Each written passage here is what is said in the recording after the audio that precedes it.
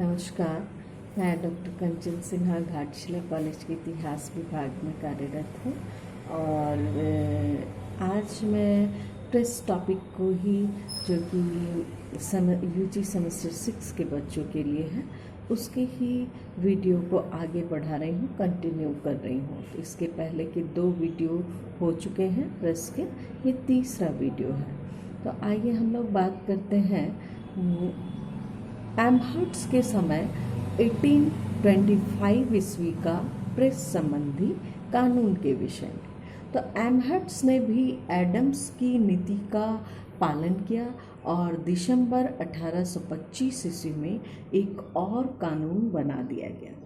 इस कानून के अंतर्गत अब किसी भी सरकारी कर्मचारी का किसी भी समाचार पत्र के साथ संबंध जो है वो निषिद्ध कर दिया गया।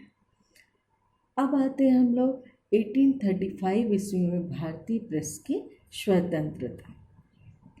तो यह ठीक ही है कि लॉर्ड विलियम बेंटिक ने प्रेस के प्रति उदार रुख अपनाया, किंतु बाद में बेंटिक ने भी उसमें नियंत्रण लगाए।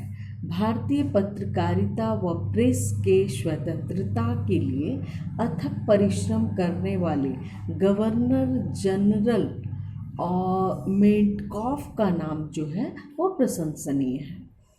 तो मेटकॉफ की दृष्टि में प्रेस की स्वतंत्रता जो थी वो अनिवार्य थी और 1823 ईस्वी के नियमों को मेटकॉफ ने निरस्त कर दिया। इसलिए इतिहास में मेटकॉफ को समाचार पत्रों का मुक्तिदाता भी कहा जाता था। लॉर्ड मैकाले जो कि उस समय कानून का सदस्य था ने मेटकॉफ को पूरी तरह से सहायता प्रदान की।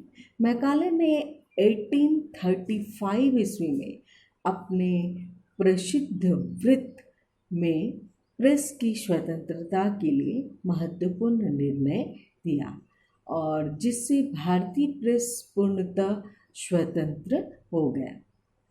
कंपनी ने इस कदम के चलते मेटकॉफ को वापस बुला लिया और किंतु कलकत्ता के लोगों ने उनकी स्मृति में मेटकॉफ हॉल का निर्माण किया और उसके समय बना अधिनियम इस दृष्टि से महत्वपूर्ण था क्योंकि मुद्रक और प्रकाशक को अब केवल प्रकाशन के निश्चित स्थान की सूचना भर देनी होती थी।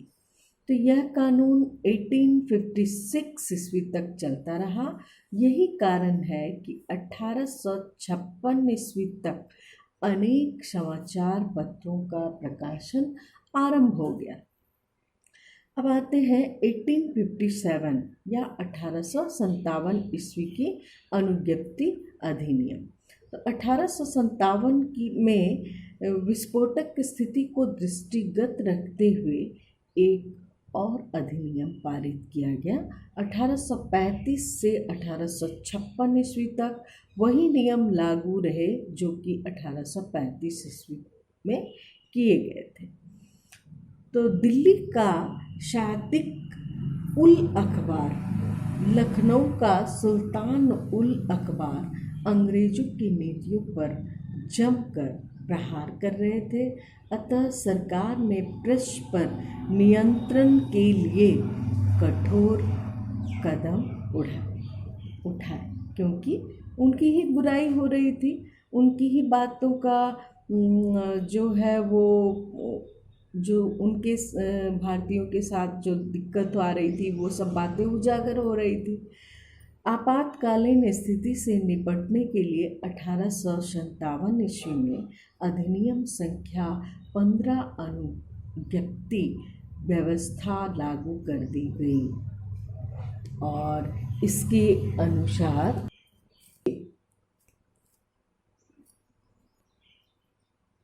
बिना अनुज्ञप्ति के कोई भी मुद्रालय रखना जो है वो निषिद्ध कर दिया गया।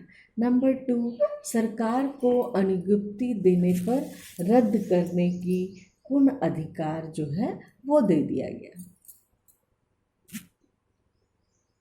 और नंबर 3, सरकार किसी भी पुस्तक मुद्रित विषयों पर समाचार पत्रों के प्रकाशन को कभी भी रोक सकता था।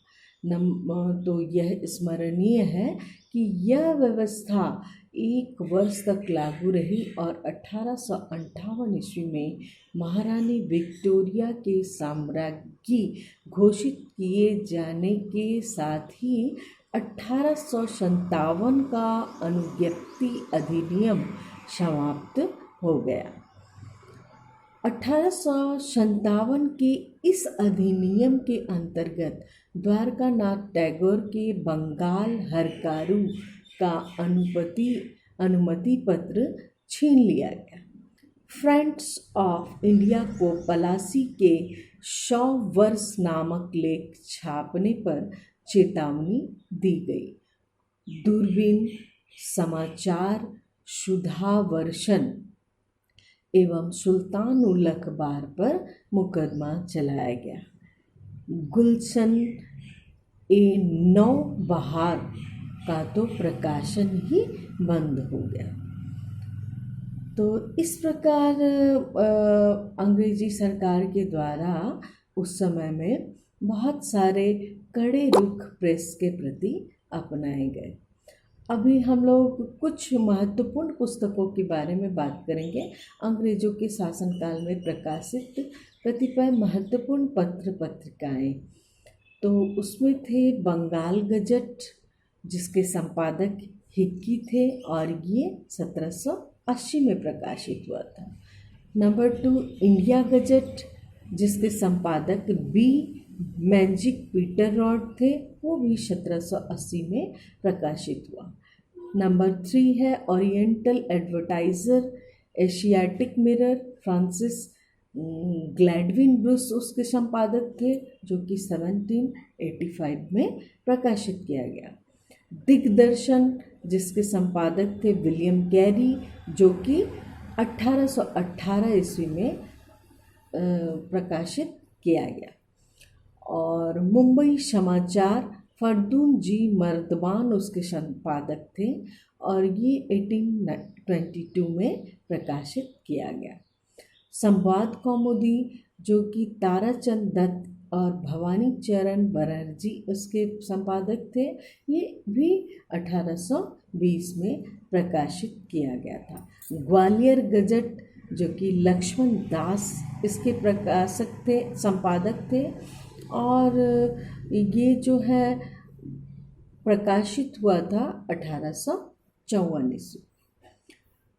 कवि वचन सुधा, जिसके संपादक थे भारतेंदु हरिश्चंद्र, और ये आपका प्रकाशित हुआ था 1865 ईस्वी।